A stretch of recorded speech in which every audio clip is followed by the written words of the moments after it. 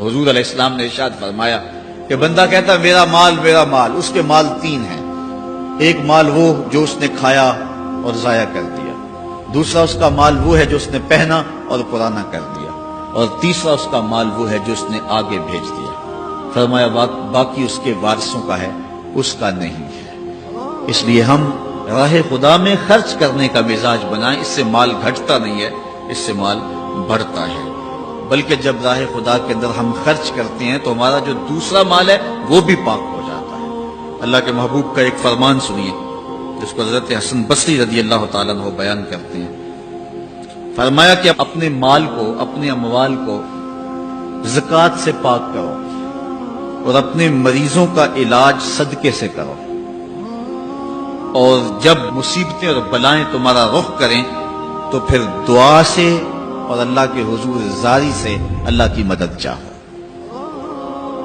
آج ہم صدقے کا مزاج بہت کم کر چکے ہیں۔ کسی زمانے میں ایسا ہوتا تھا کہ جب کوئی بیمار ہوتا تھا تو سب سے پہلا کام لوگ یہ کرتے تھے کہ صدقہ دیا کرتے تھے۔ ڈاکٹر کے پاس پھر جایا کرتے تھے، حکیم کے پاس پھر جایا کرتے تھے، سب سے پہلے اس کی جان کا صدقہ دیا کرتے تھے۔ صدقہ قضا کو بدل دیتا ہے، تقدیر کو بدل دیتا ہے۔ صدقہ سے اپنے مریضوں کا علاج کرو۔ اصل ڈاکٹر کے پاس جانا، علاج کروانا سنت ہے، اس کی ممانعت نہیں ہے، لیکن یہ بات ہمیشہ ذہن میں رکھیے گا کہ ڈاکٹر کے پاس دوا ہے، شفا نہیں ہے۔ شفا اللہ کے دستے کرم میں ہے۔ اس لیے جب بھی بیمار ہو جاؤ تو پہلے صدقہ کرو اور پھر ڈاکٹر کے پاس جاؤ، اللہ اس صدقے کی برکت سے ڈاکٹر کی دوا میں شفا رکھ دے گا، کیونکہ شفا تو اس کے حکم میں ہے نا، چیزوں میں تو شفا نہیں ہے، وہ تو اس نے حکم جہاں دے دیا وہاں شفا ہے۔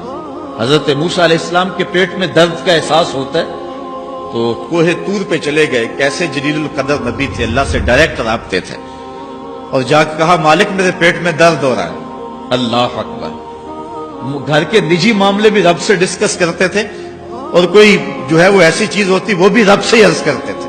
کہا میرے مالک میرے پیٹ میں درد کا احساس ہو رہا ہے، دوائی کی پوری لینی ہے تو وہ بھی جا کے کوہ طور سے رب سے ہی لیتے تھے۔ تو اللہ تعالیٰ فرمایا فلان جنگل میں چلے جاؤ، وہاں اس شکل کے پتوں کی ایک بوٹی ہے، اس کو توڑو نچوڑو، اس کا پانی پیو، تمہیں شفا مل جائے گی۔ حضرت موسیٰ علیہ السلام گئے اور جا کے بوٹی کو توڑا، نچوڑا، پانی پیا، شفا ہو گئی۔ کچھ عرصہ بیتا، دوبارہ اسی طرح کا درد جاگا۔ اب نسخہ تو ذہن میں تھا، کوہ طور پہ نہ گئے، اس جنگل میں چلے گئے اور جا کے بوٹی کو توڑا، اس کے پتے نچوڑے، پانی نکالا، پیا، لیکن درد اور زیادہ بڑھ جاتا۔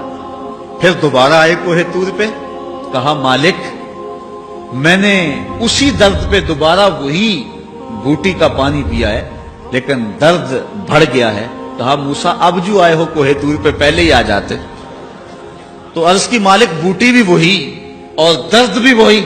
فرمایا سب کچھ وہی ہے لیکن پہلے میرا حکم تھا، اب میرا حکم ساتھ شامل نہیں تھا۔ شفا بوٹے میں نہیں رکھی، شفا تو میرے حکم میں رکھی ہوئی۔ اس لیے ڈاکٹر کے پاس جاؤ، حکیم کے پاس جاؤ، لیکن شفا اللہ سے مانگو کہ شفا ہمیں دینے والا وہ ہے، وہ ایک وسیلہ ہے، ایک ظاہری طریقہ ہے۔ تو حضور علیہ الصلوۃ والسلام اللہ اکبر کیا خوبصورت ارشاد فرما رہے ہیں، حسنوا اموالکم بالزکات، اپنے اموال کو زکات سے پاک کرو، داووا مرضاکم بالصدقہ، اور اپنے مریضوں کا علاج صدقے سے کرو، واستقبلوا امواج البلاء بالدعاء والتضرع، جب مصیبتوں اور اذیتوں کے طوفان تمہاری طرف منہ کھولے ہوئے آئیں تو اس وقت اللہ سے آہوزاری کرو، اللہ کے حضور دعا کرو، التجا کرو اور اللہ سے مدد مانگو۔ وہ بلاؤں کے رخ کو موڑ دے گا، وہ مصیبتوں کے رخ کو پلٹ دے گا تمہاری جانب۔ لیکن جب تم یہ مزاج نہیں رکھو گے تو مصیبتوں پر مصیبتیں آتی رہیں۔